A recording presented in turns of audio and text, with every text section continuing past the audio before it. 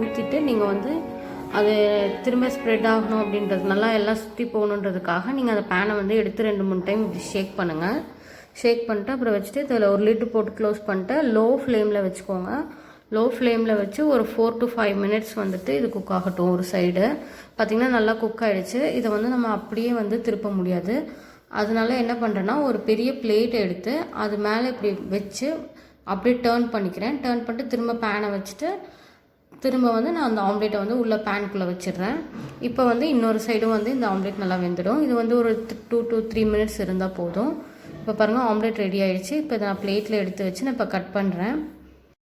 Omelette நல்லா ப்ளஃபியாக வேணும் அப்படின்னா நீங்கள் வந்து ஒரு 3 எக்ஸ்க்கு 1/4 கப் ஆயில் வந்து நீங்கள் யூஸ் பண்ணணும்.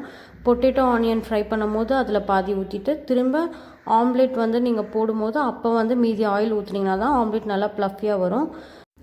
இந்த ரெசிபி வந்து நம்ம ஹெல்த்துக்கு எப்படி ஓகேவோ அது மாதிரி நான் ட்ரை பண்ணியிருக்கேன். நீங்களும் ட்ரை பண்ணுங்கள். ரெசிபி பிடிச்சிருந்தா சேனலை சப்ஸ்கிரைப் பண்ணுங்கள்.